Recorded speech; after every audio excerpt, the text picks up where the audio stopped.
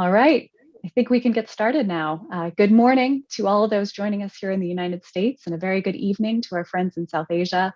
My name is Elizabeth Threlkeld, and I'm a senior fellow and director of the Stimson Center's South Asia program. It's a privilege to welcome you all to today's conversation focused on U.S. Pakistan relations after the Taliban takeover. We're pleased to have with us Pakistan's ambassador to the United States, Dr. Asad Majeed Khan, an experienced diplomat who spent decades working on Pakistan's ties with the US in a variety of roles, both from Washington and from Islamabad. Also with us is our discussant this morning, Stimson Center Distinguished Fellow Colonel Dave Smith. Colonel Smith has similarly invested decades in the bilateral relationship, including 3 tours as Army Attaché in Pakistan. Gentlemen, thanks to you both for joining us. In terms of format, I'll begin with a question to Ambassador Khan, followed by brief comments and questions from Colonel Smith and a response from the ambassador. From there, I'll moderate a Q&A with the ambassador, including questions from the audience. If you'd like to ask something, please type your question into the Q&A box at the bottom of your Zoom screen, and we'll get to as many as possible.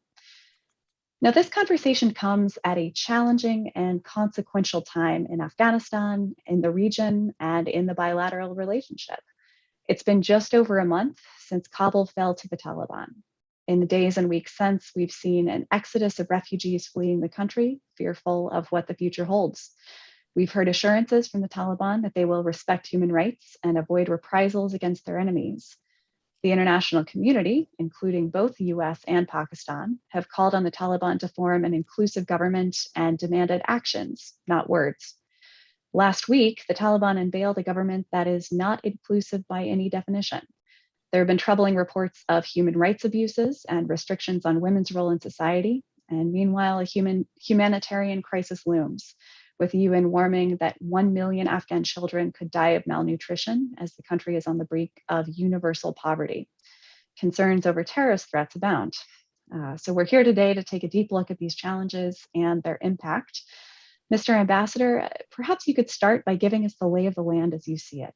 How do you assess the recent developments in Afghanistan and what they mean for Pakistan-US relations going forward?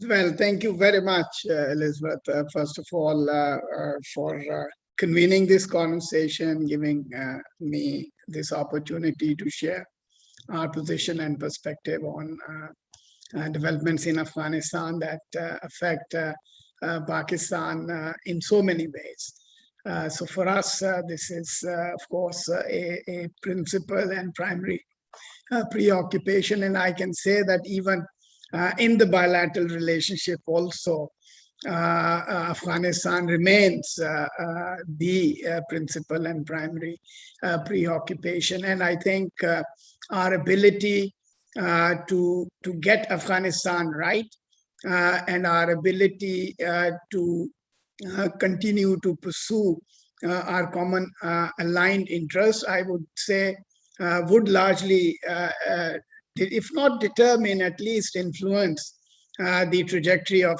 the future Pakistan-US relationship. But before I get into that, let me first of all congratulate you on taking over as Director of South Asia Program at Stimson. You bring deep insights into South Asia. You have long experience of working on the region. So I'm sure you will add great value to the important work that Stimson has done over the years in highlighting South Asian issues in Washington, D.C. And I also would like to thank Colonel Dave Smith for joining this conversation this morning, and I certainly look forward to a productive exchange today. Now, really, I think you have, I would say, characterized the situation appropriately. Afghanistan clearly is at an inflection point. And there is also clearly a new reality in Afghanistan that we all need to deal with. And I think the choices for Pakistan, the choices for the region, and the choices for the international community are really clear, which is to whether engage Afghanistan or to abandon Afghanistan, or to let them be on their own. And clearly, I think uh, choosing the engagement track perhaps give us a good possibility of influencing developments in Afghanistan. And right now, I think for Pakistan, and I'm sure for every other country in the region, the highest priority is to not let things fall apart, and to make sure that the situation doesn't devolve into a civil war. And I think while we may not be happy and satisfied with the number of things happening there, but the fact that there hasn't been any violence, that we are not hearing or seeing scenes that the world witnessed in the 90s, that there is a government in control which apparently is maintaining security.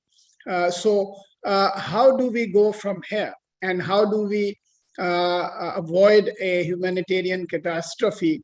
And really, I think the other choices are that should we adopt a coercive approach, or should we adopt an incentive-based approach? Because clearly, in the past, if past is to be any guide, threats and caution, unfortunately, has not worked in the past. So these are, I think, the choices and discussions. So far as Pakistan is concerned, we really have advocated consistently for an inclusive end state, where all the key Afghan ethnicities and groups are represented in the government. That is our expectation. We would want to see the rule of law. We would want to see the rights, human rights and women rights upheld and maintained. We would certainly like to see the Afghan territory not to be used against any country, including Pakistan. And these are our expectations. And we believe that by way of engagement, we see possibility. It's a proposition worth testing, because the alternative really is not good. So far, what we have seen from where we are in the region, we have not seen the kind of refugee influx that everyone feared, at least so far. We are seeing the restoration of regular commercial traffic going in and out of Afghanistan, at least through our border posts. We are also looking at reports being carried by mainstream US media also, of how the security situation, including the one carried by New York Times today, reporting on how life has changed for many Afghans, at least in the rural areas, and how things and security has improved from before. So these are good signs, but at the same time, I think the worrying part of it is that while security may have improved, the economic situation really has undergone a change for worse. And the government there is also obviously challenged.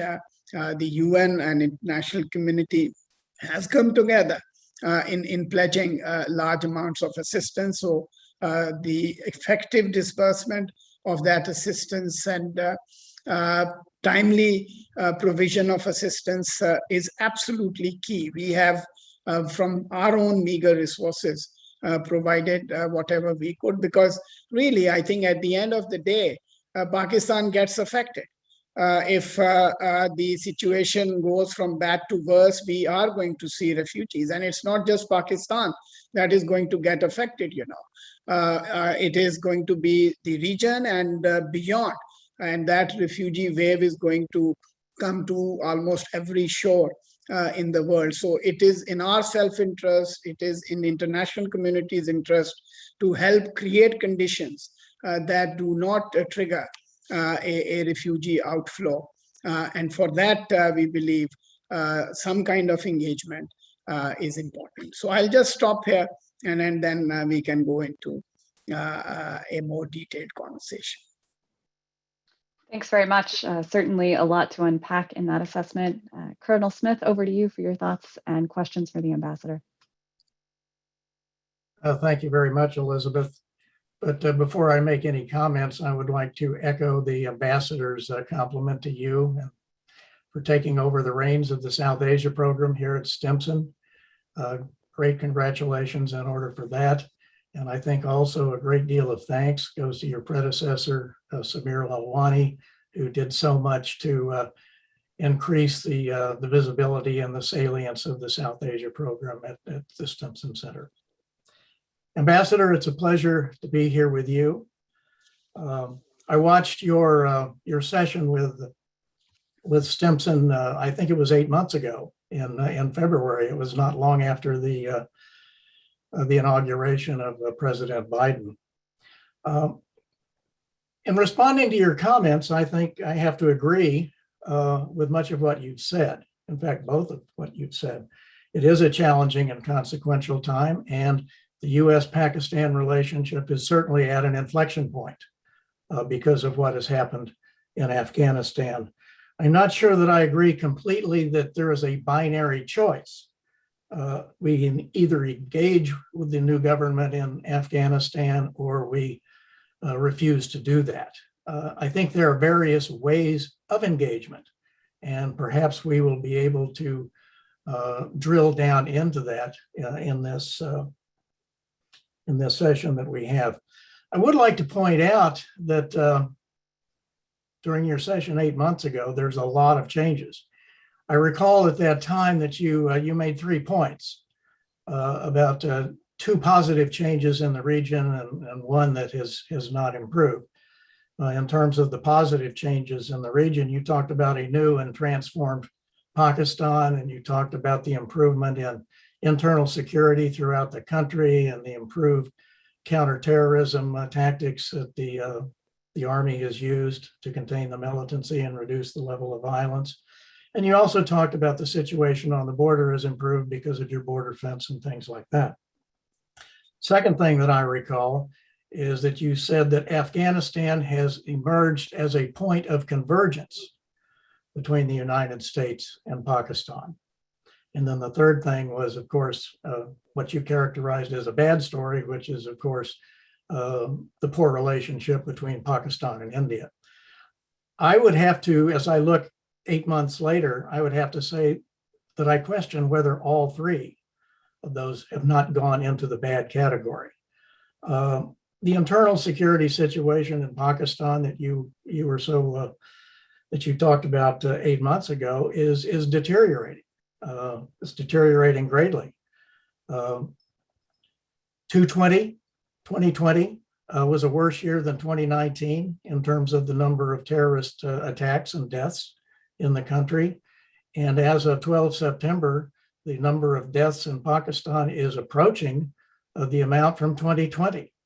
And it's on, if the trend continues, it will be well above what happened in 2020. And I note that just yesterday, 7 Pakistani soldiers were killed in South Waziristan, along with 5 terrorists. There is a new leader of the TTP in the West, Nurwali Masood, and he has claimed 32 attacks just in August. So I'm not sure that that's any longer a good news story, and I'm sure you have much concern about that. Secondly, about a point of convergence between our 2 countries.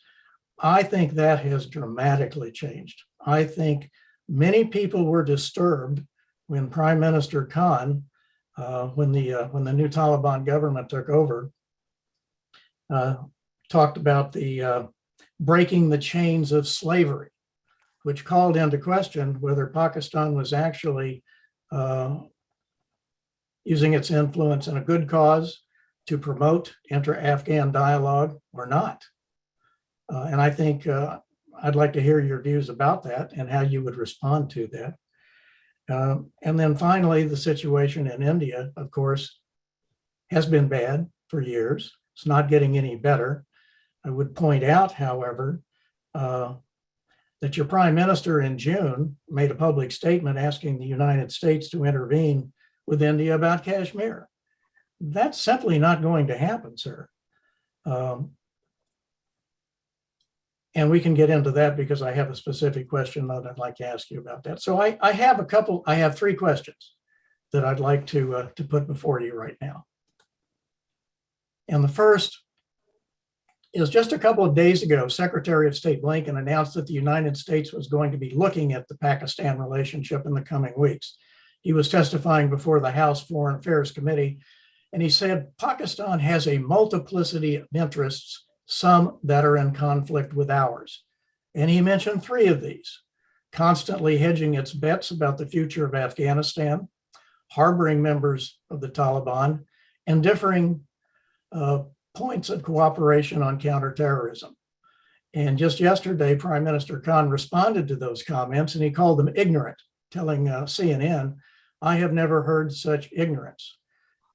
This hardly seems like a very good beginning for developing a U.S. Pakistan bilateral relationship going forward. So I guess I would like to ask you, what do you see as the likely areas of interest and cooperation between the United States and Pakistan as we seek to build a post-Afghanistan relationship?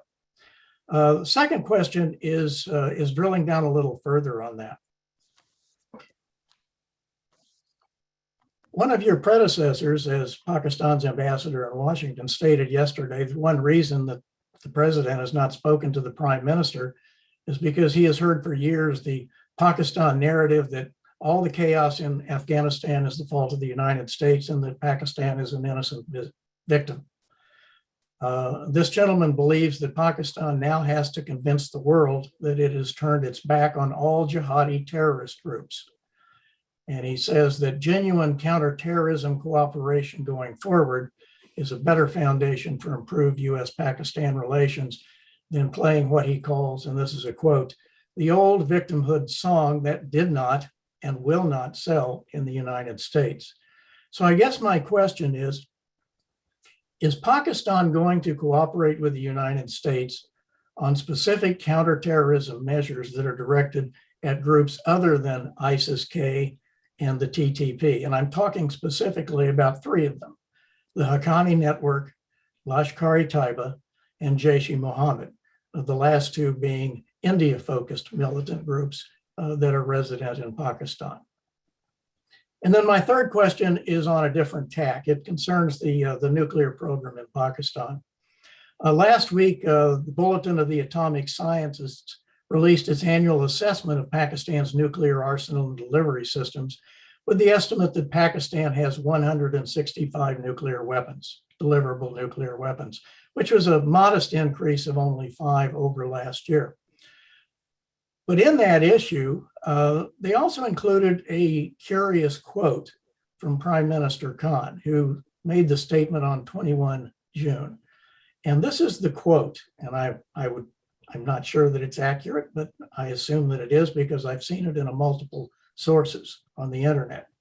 And he said, I'm not sure whether we're growing it or not, because as far as I know, the only purpose, and he's talking about nuclear weapons, and then he broke off. He says, it's not an offensive thing. Any country which has a neighbor 7 times as Pakistan has would be worried.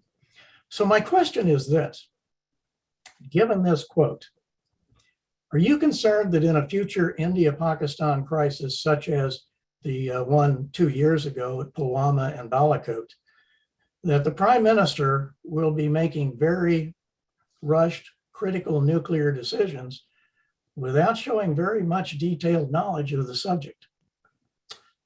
Thank you very much, sir. Wow.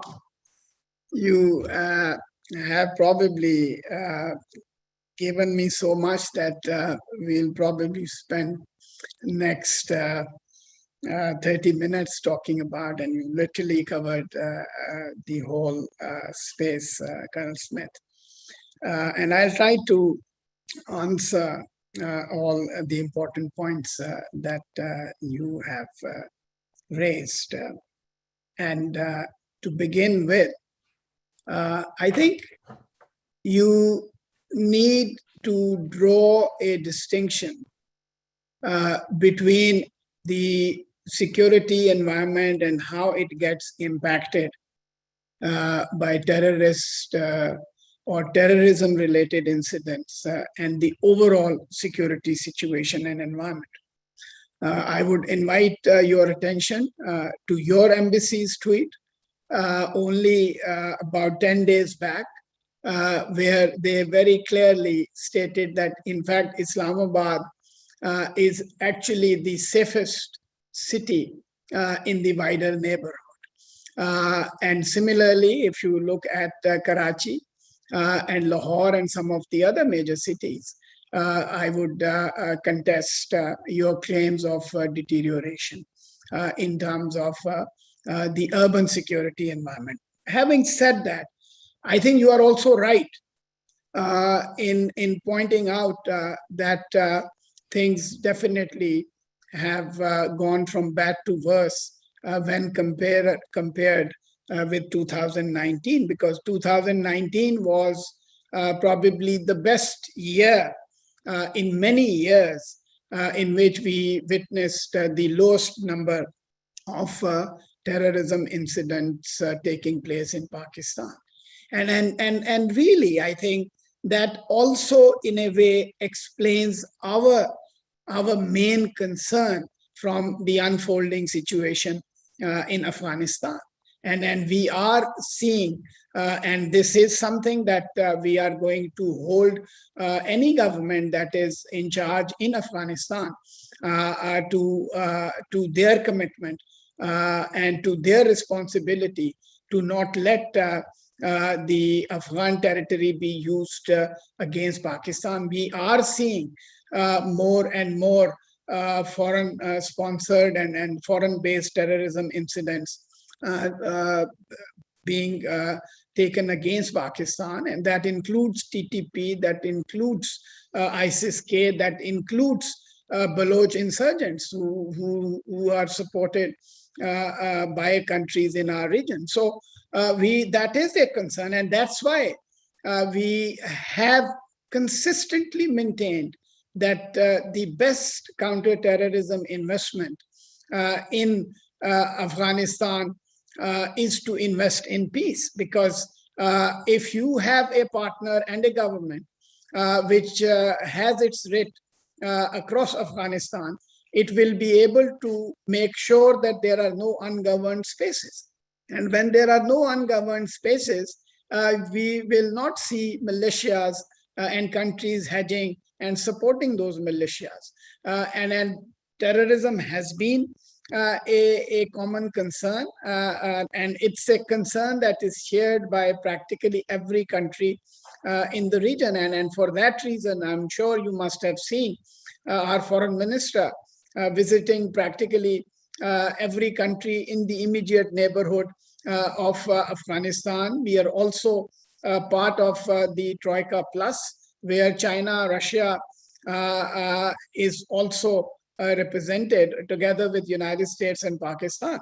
And these countries have actually, from time to time, come out very clear consensus documents which outline their priorities in the context of Afghanistan. So I also would say that really, I think our interests with the United States and other key players in the region are really aligned in ways like never before. And please challenge me, because I think, and if I understand correctly, United States want peace in Afghanistan. So do we. United States doesn't want the Afghan territory not to be used against any country. We definitely don't want that to happen. Our National Security Committee issued a statement almost a month ago where we clearly called upon the Afghan, the Taliban government to uphold rule of law, to respect human rights, to respect women's rights, and to create an inclusive government where they have representation. And I understand, at least through the Troika Plus declarations that we have co-signed with the United States, there is a clear unanimity and agreement on that part also. So I really don't know when you say that now about the past, frankly, listening to some of the comments that were made in the hearings in the Congress, I am more surprised than disappointed, frankly. Simply because we have, at least in our official exchanges, always heard appreciation and acknowledgement of the positive contributions that Pakistan has made, particularly over the last several years, in terms of supporting the peace process, in terms of bringing things to a point where there has been a transition without the violence that everyone feared would happen. So we really, and not just that, even in terms of evacuations. I don't know how many of your listeners are aware that Pakistan has so far helped with the evacuation of close to 13,000 individual people from Afghanistan. That includes nationals from 30 countries, including from United States. And we are, as we speak, are still assisting and extending every support that we can in terms of facilitating the evacuation, which I understand is really a key priority of the U.S. government. So that is again another area where our interests are aligned. Now, bringing economic stability, greater regional connectivity in Afghanistan for any government in Afghanistan is another priority, and clearly our government has publicly stated and we have moved from geostrategic to geoeconomic paradigm, and where we are very keen, and we see, in fact, the point of interest for Pakistan in seeking peace in Afghanistan is really to realize our true connectivity potential in the wider region. So that is again another area. And the troika that U.S., Pakistan, Uzbekistan, and Afghanistan has been created is designed to achieve that objective. So that's another area where I clearly see our interests aligned with the United States. So in fact, really, I think what is important is to see that after 40 years, there is a chance to create real conditions of peace. Now, framing Taliban as the enemy and demonizing Taliban, would that help US achieve its objectives in Afghanistan, is a choice that United States has made. We have so far shared very candidly our perception and our perspective on where things are. And we've been saying it all along for past 20 years, that there is no military solution. And this effort to draw a distinction between Afghans and Taliban, again, is not really going to take the conversations to the next stage in any way. So Taliban are as much Afghans as any other Afghans are. And that's really a choice that United States has to make. But for Pakistan, we have facilitated and we will continue to facilitate any and every effort which aims at securing peace in Afghanistan. In terms of India, in terms of Pakistan's actions against the terrorist groups, really, I think I've been part of these conversations now for many years. And I can tell you that we have covered so much ground in terms of basically responding to the asks that United States has been making over the years in terms of the fears that our tribal areas were being used as safe havens. We have cleansed and cleared. There is a fence which covers 90% of a 1,600-mile border, which is probably the most treacherous border that we have built from our own resources, to make sure that there are really no, border crossings taking place. And that also is in response to our own fear of miscreants and terrorists coming into our territory. And so we have done that in our own self-interest. And we have, through our own national action plan, gone after the terrorist groups. We've made a commitment that we will not let our territory be used. And as part of the FATF action plan also, we have indicted, we have prosecuted, we have convicted, we have proscribed entities, and our record and all of this is available in the public domain. And the tough benchmarks that were set for us, I think it is for the international community to see, and we have clearly heard appreciation and praise for the ground that we have covered. So there is a clear commitment and a very clear manifestation of the actions that we have taken. In terms of the nuclear program and this statement being attributed to the Prime Minister, I'm sorry, I've not seen that. But let me say one thing, that whenever you read a report on Pakistan, please apply a source test. And the source test is to see where that particular news report originated. And you will be, maybe you will not be surprised that in almost 95% of the cases, the source of all such reports that seek to demonize Pakistan or cast aspersions on Pakistan are originating from India. And please go back and revisit that news story and report about, and where, I mean, I've been receiving calls about from journalists and media here in Washington asking me, oh, Pakistani fixed wing aircrafts were seen bombarding areas in Panjshir, that Pakistani drones were used against in Panjshir. And then someone, jokingly said that, well, we are also seeing reports from Indian media saying that Pakistani submarine was sighted in Kabul also. So really, I would say that these reports need to be taken with a pinch of salt. And as regards Pakistan's nuclear safety and security measures, I mean, NTI reports are there. There is enough out there in the public space that would tell you about how serious we take the safety and security of our nuclear weapons and the measures that we have taken and our commitment to abide by all the international commitments that we have made.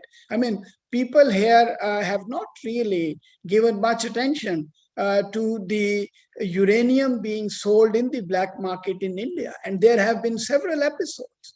And nobody has really questioned the safety, security of the stockpiles in India.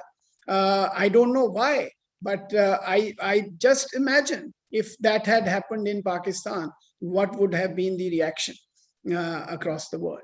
So I'll just stop there. All right, thank you both. A lot again to unpack there, and we have a little bit less than a half an hour for the remainder of our Q&A. So as a reminder to our audience, please use the Q&A box if you'd like to submit a question. And I think what I'll plan to do, Mr. Ambassador, is combine some questions that I have with what we're hearing from the audience. There's a great deal of interest. We've already gotten several questions, so I'll try to combine these together. And I think to start, I'd like to pick up on a topic we've already actually touched on this morning. That seems to me the US and Pakistan might agree on what we would like to see in Afghanistan in terms of an end state, in terms of the shape of the government, but we disagree on how to get there, on the approach to dealing with the new Taliban government. So from Washington's side, we tried to use leverage to shape the group's behavior through restricting access to financial resources, denying recognition. Pakistan, meanwhile, has called for engagement, as you laid out this morning, saying the focus should be on incentivizing them on issues like women's rights. So the fundamental question seems to be how to best shape the Taliban's behavior. And I wonder, do you see a role for both carrots and sticks in that equation? And if the approach is exclusively engagement and incentives, is there not a risk of emboldening the Taliban's bad behavior that we've seen so far? For example, in the less than inclusive government and some of the concerning videos that we've seen coming out in terms of reprisal attacks and that sort of thing. So I wonder how you weigh those options, sir. No, I think these are all very, very fair and questions. What is really important and critical is to read the intention right and to separate facts from fiction in terms of assessing and evaluating the situation right, because I think that will determine in terms of where we go next. Now, in terms of what has happened between United States and Taliban so far, and I say this more as an observer of developments in South Asia and in Afghanistan, they made a commitment that they will not attack the US forces as a result of the agreement that was signed between US and Taliban. And US did not have a single casualty in the period after the agreement.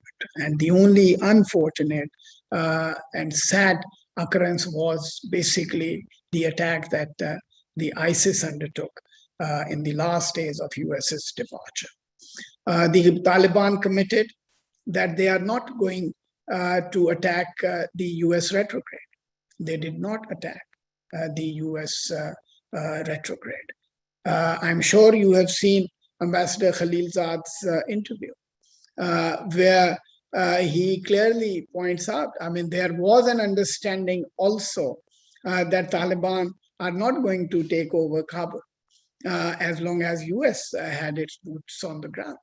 And that it was President Ashraf Ghani's departure, which surprised even the United States. Maybe that was Ashraf Ghani's way of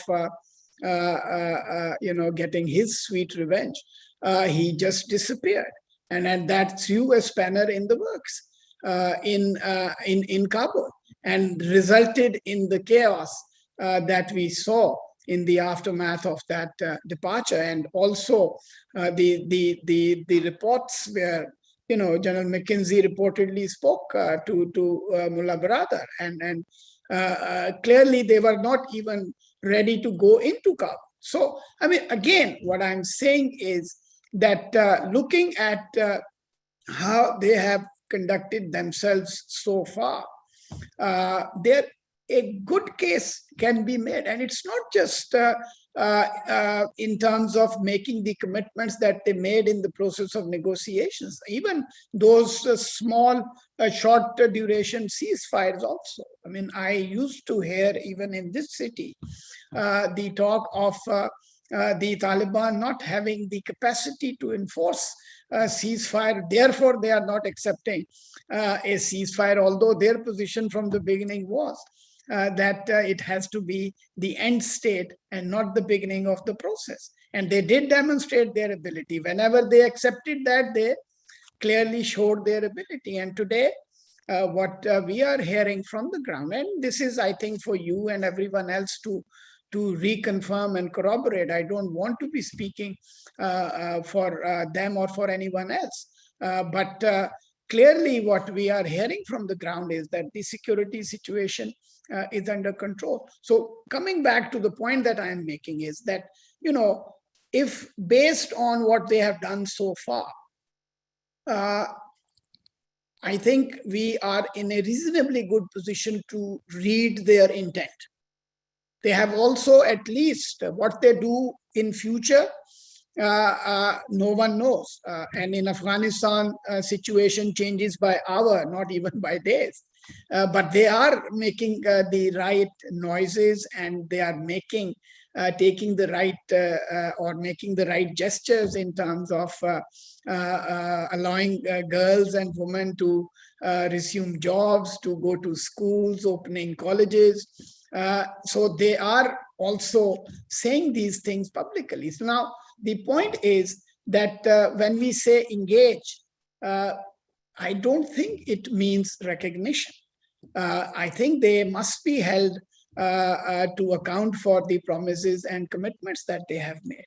Our own leadership has consistently laid out time and again our expectations. And as Colonel Smith pointed out, we are already seeing a spike in incidents of terrorism in Pakistan, and some of that can be traced back to Afghanistan.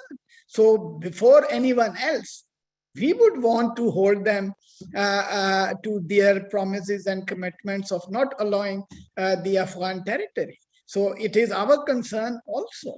So in that way, I think now the thing is, it's really a question of how to approach it. I would still say that we really are on the same page in terms of where we want to go. The problem is that how do we go? There are those in this city who are advocating a more punitive approach to suspend assistance, to designate Taliban and everyone else as terrorist entities. If would that work? How at the end of the day, and I think in all of this, what we unfortunately forget are the Afghan people. And they deserve a break. They deserve peace. And they have seen too much fight for too long. And whatever happens there, and if the humanitarian crisis aggravates, there are those who will be able to move to other countries, but then unfortunately there will be those who won't even have the resources to get out. So they will feel the pain and punishment of things that they have not done. So should they be punished? Or the international community needs to find ways in which we can basically mitigate the impact of a humanitarian crisis on that population, while at the same time working to create conditions that will help avoid a complete breakdown. And that's what we are saying. And that's how we would want to go about doing things in Afghanistan. Thank you. I think even as you point out, the overall security situation has stabilized to a certain extent in Afghanistan. I must say, sir, we have seen troubling reports of reprisal actions by the Taliban, restrictions on women's rights, that sort of thing. So I do feel a need to push back a bit there. But I wonder, picking up on what you were saying, kind of the space between engagement and formal recognition. From Pakistan's standpoint, what would your government need to see from the Taliban before an offer of formal recognition would be on the table? As I said, that I think we have repeatedly stated that we will work with the other key players in the region and international community to see how the Taliban act on the promises and the commitments that they have been making in terms of extending a formal recognition. For now, U.S. has been obviously, and others have also been preoccupied with the question of evacuations and bringing out their citizens. So somehow the last Troika Plus meeting in Doha was, I would say, pretty successful. And those are the kind of platforms. The Secretary Blinken and Foreign Minister of Germany convened a conversation on the evacuation situation, which we also participated. Then the foreign ministers of the immediate neighbors have actually issued a consensus declaration where they have laid out their expectations from the government in Afghanistan. So I would say that this should be an ongoing effort. That it's hard to say what will happen eventually, but basically their ability to even deliver on the promises and commitments that they have made in their dealings and in their negotiations with Troika Plus, in negotiations with the United States, is an important benchmark that we can use to see how they have performed in terms of extending a formal recognition. But for now, there is, I think, no hurry to go there. And right now, what is really important, urgent, and critical is to avoid the aggravation of the humanitarian situation. And for that, the legal niceties should be put aside, and we should come together to help the people of Afghanistan. All right. We've seen an increase, unfortunately, as you both mentioned, in attacks against Pakistan carried out by the Taliban Pakistan since the Afghan Taliban took power in Kabul, including the incident yesterday that left 7 Pakistani soldiers dead in South Waziristan. National Security Advisor Moeed Yusuf has said that Pakistan has made it clear to the Taliban that it won't accept terrorism from Afghan soil. And yet these attacks are continuing. And so I wonder, is this an issue of capacity on the part of the Afghan Taliban to crack down? Is it an issue of will? And also, I'd like to get your thoughts on the offers of amnesty that we've seen from Foreign Minister Shah Mahmood Qureshi to the group.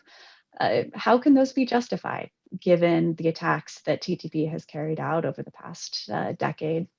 Thank you. Again, I think it's little too early and too soon to comment on on the current or recent spike in TTP-led, and they are not all TTP-led. I mean, there are other terrorist groups also, and these are our fears, and these are the fears that Prime Minister keeps mentioning. We became a battleground for many terrorist groups, unfortunately, over the past 20 years, and that's a scenario we want to avoid. And I think National Security Advisor is very right. I mean, that's we, as I said, that we have taken all the measures and steps on our side of the border. We can obviously cannot do anything on the Afghan side, and that's where the Afghan government, whichever government is in charge there, and that's our red line. And we will continue to expect whosoever is in charge in Afghanistan to make sure. And that's why we don't want things to break up to a point where you do not have anyone in charge in Afghanistan, and which only makes it easier for these groups to operate out of ungoverned spaces on the other side.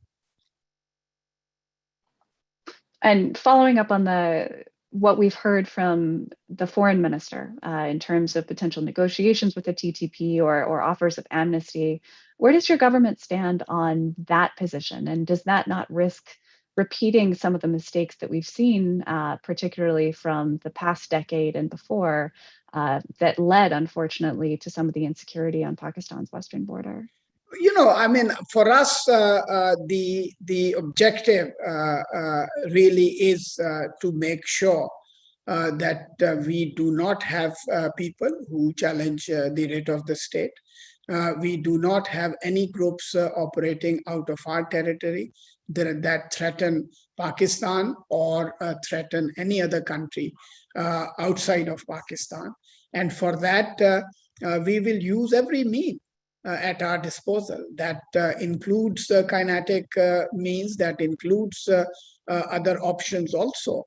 But for now, I think it is really too soon to say what means and vehicles we are going to use. But as I said, that for us, the real objective is to make sure that we are able to, we do not allow any entity or any group to operate from our territory or to operate against us or to challenge the rate of the state. All right, I want to turn now, as our time is unfortunately running short, to the U.S. Pakistan relationship. We've talked a lot about Afghanistan today, but I think as we've heard already, you alluded to the hearings going on in Congress, which I'm sure you've been following closely. But I must say, we've seen some strong words from both sides in recent days. In Washington, members of Congress from both sides of the aisle have called for a reassessment of U.S.-Pakistan ties, including some questioning Pakistan's status as a major non-NATO ally. And meanwhile, in Islamabad, Prime Minister Khan said in an interview with CNN that the U.S. and Pakistan had, quote, a terrible relationship over the past 2 decades. I have to say, I don't envy you your job these days in the current environment. But I wonder, given those frustrations on both sides, sir, where do you see the relationship headed? And where would you say the most constructive areas to focus on are with those clouds on the horizon? Well, I think the beauty of this relationship, Elizabeth, and you've been a student of this relationship as much as I have been, and maybe I've been for much longer. There never is a dull moment. And damned we are when it is going well, and damned we are when it is not. But really, I think, and coming back to what Dave asked earlier also in terms of there being no call between the prime minister and the president.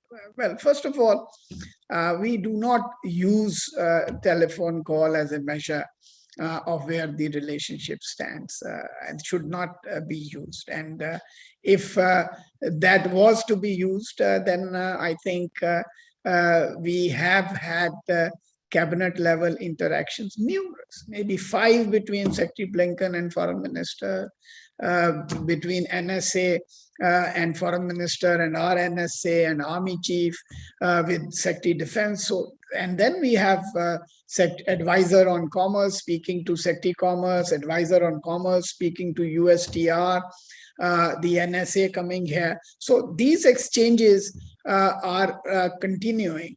And I have seen, frankly, worse times in terms of mutual, how should I say, accusations in the public space. But we always had a lot in common also, and a lot to pursue together that has kept this relationship going. And as I said in the beginning, I think Afghanistan, frankly, has been a burden on the relationship, and somehow the vicissitudes in the context of Afghanistan or the situation in Afghanistan has impacted.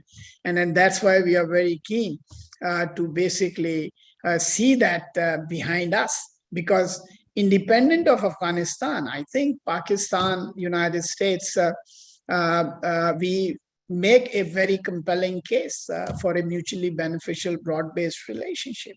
I mean, today United States is still the largest export destination for Pakistan. The United States is one of the top 5 investors and has been like that for almost as long as Pakistan has been in existence. United States is the third source of remittances to Pakistan. United States is home to probably one of the most influential, dynamic Pakistani diaspora anywhere in the world. And not just that, and I say this, and I have made this point several times in the past also, there are so many other factors, non-tangible factors, the cultural factors, the fact that we use more or less the same accounting practices as you do. Our concept of property rights is the same as yours. Our bureaucracy and military leadership is often trained in this country. We use English language as the vehicle of communication. So I really, and then on top of that, I know that Indo-Pacific is an important priority for the U.S. And for the Biden administration. I mean, Pakistan is one of the largest littoral states on the Indian Ocean rim. And we have a good history of maritime cooperation also. And that's really where we would like to work with, and the economic partnership, trade partnership, investment partnership, bringing more balance to them. I mean, CT is, of course, and again, I think I missed that. They have asked this question about counterterrorism. This is an area where we have cooperated in the past, and this is certainly an area where I believe our interests would remain aligned, because of what you just said in terms of seeing some turbulence spilling over into Pakistan. And ISIS-K is a common threat, seen as a threat by practically every country, including Taliban. That also gives us another good reason to work together. Similarly, Al-Qaeda has attacked us in the past, because mainly, and I do want to make this point, and again, going back to the hearing and some of the media coverage that I have seen over the past few weeks. Clearly, I think when folks here talk about U.S. victory against Al-Qaeda and U.S. having achieved its objectives in Afghanistan in the first 2 years of going into Afghanistan. Well, how did that victory come about? I'm sure people are aware of the role, of the critical role Pakistan played in dismantling, in decimating Al-Qaeda. Almost all, at least 7 of the top wanted Al-Qaeda operatives were taken out with the help and assistance of Pakistan. I mean, there's very little appetite to give us credit for that. But then all the blame sometimes is thrown at our door for Taliban success, which is really, I think, happened despite us. So this is the kind of candid, I think these are the kind of candid conversations that we need to have, because we value this friendship. We value this relationship. We still believe that our collaboration and cooperation has contributed to peace, security, and stability in the region and to the prosperity of Pakistan. And we want to continue to see it that way. We don't want to see it through either the Beijing prism or through the Delhi prism or through Kabul prism. That's where we are. Thank you, sir. Our time is fast running out this morning, but before we close, I'd like to ask you both for some very brief final thoughts, and emphasis on brief given where we are in the hour.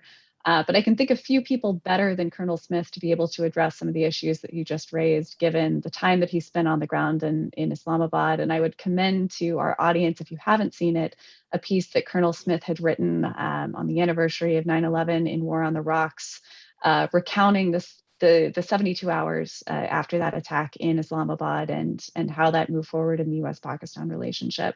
So Colonel Smith, over to you very briefly. We'll give the ambassador the last word and then close out. Whoops, you're on mute, Colonel Smith.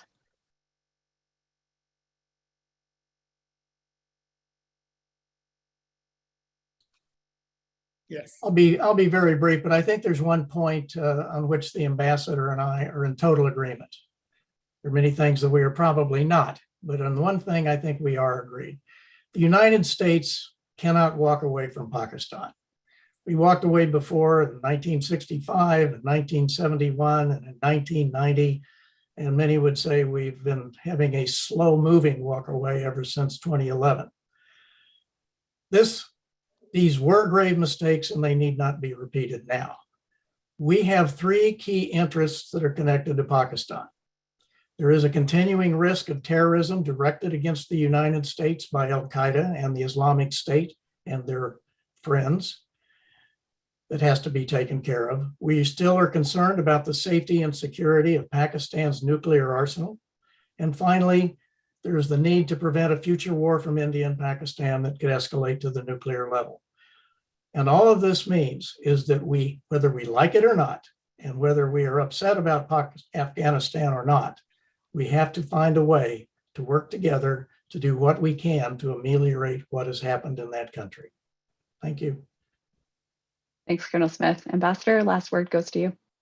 Well, I would like to read as my concluding statement what Ned Price said in response to a question on the remarks made during the congressional hearing for your audience, because I think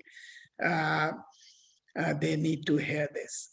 And in response to the question, Mr. Price said that, so when it comes to Pakistan, we have been in regular touch with Pakistani counterparts as well as Pakistani leadership. We have discussed Afghanistan in some detail. As you know, Pakistan was represented at the ministerial level at the Secretary Blinken and Foreign Minister Mas convened last week. Pakistan contributed that forum, echoed much of what we heard from other participants. And as I said before, there was a good deal of consensus that the gains of the past 20 years, especially on the part of Afghanistan's women and girls and minorities, is preserving those is in everyone's interest. Easing the humanitarian plight of the people of Afghanistan is in everyone's interest. That includes Pakistan, as well as countries that may be farther afield. The statement continues, but I'll stop here. So to just reaffirm and reiterate that our interests in Afghanistan are aligned. We are on the same side, and we are keen to work together, not just with the United States, but all other key players in the region to work for peace. And so far as the bilateral relationship is concerned, we value this one, and then we really want this to go to the next level. And for that, we'll continue to make efforts. Thank you very much for affording me this opportunity. It's been a great pleasure being part of this conversation. Well, fantastic. It's been a pleasure from my side as well. Thank you both for joining us, for sharing your thoughts, and also to our audience for tuning in to this discussion. We look forward to continuing the conversation in the future. We got to a number of questions from the audience, but there were so many more that we have yet to tackle. So, Mr. Ambassador, I hope you will please send them to me. Send them to us so that we... Perfect. Look forward to having you back for future conversations with the Stimson Center South Asia program. Thank you all.